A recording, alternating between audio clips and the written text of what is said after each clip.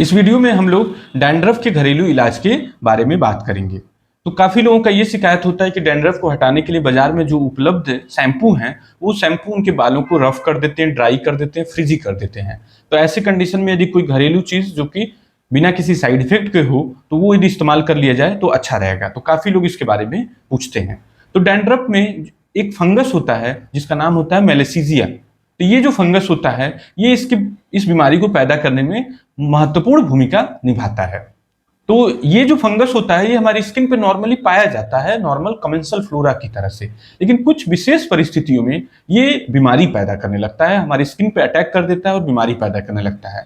और विशेष करके 3 fungal infection देखे गए हैं जो कि इस फंगस की वजह से हो सकते हैं। पहला तो डैंड्रफ वाला जिसको मेडिकल टर्म में सेबरिक डर्मेटाइटिस बोला जाता है।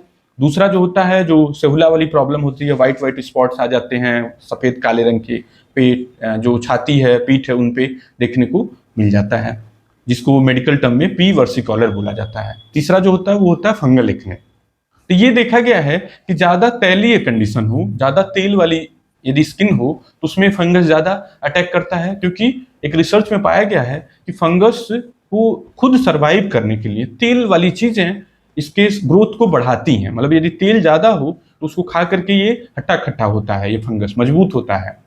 इसी तरह से यदि ज्यादा एल्कलिन पीएच हो, मतलब ज्यादा क्षारीय पीएच हो, स्किन का क्षार ज्यादा हो, तो उस कंडीशन में भी ये फंगस ज्यादा ग्रो करता है।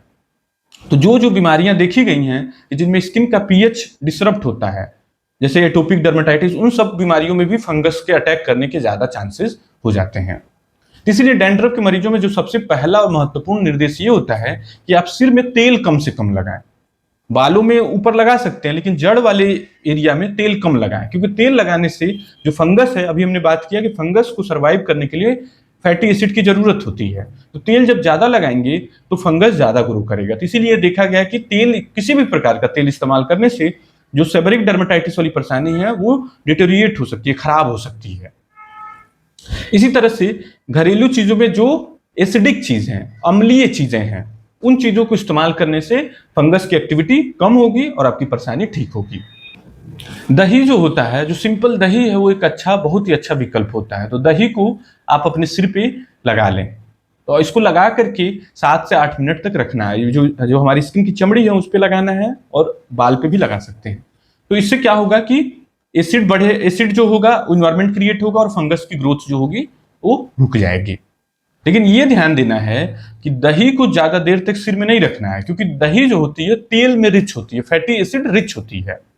तो फिर से बात वही आ गई कि तेल जब ज्यादा बढ़ेगा तो फंगस की ग्रोथ भी बढ़ने लगेगी।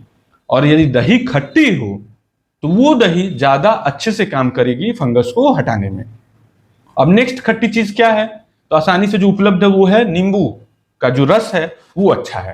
तो नींबू का रस जो है उसको आपको जो स्किन है उस पर लगा लेना है। लेकिन ये ध्यान देना है कि नींबू का जो रस होता है वो स्किन को कभी कभी इरिटेट भी करता है, मतलब कि आपकी स्किन में डैमेज पैदा कर सकता है। यदि आपकी स्किन इन्फ्लेम्ड है, पहले से लाल है, खुजली जलन ज्यादा है, तो उस कंडीशन में नींबू को एकदम डाइल्यूट करके लगाएं या फिर नींबू का उपयोग करने से बचें।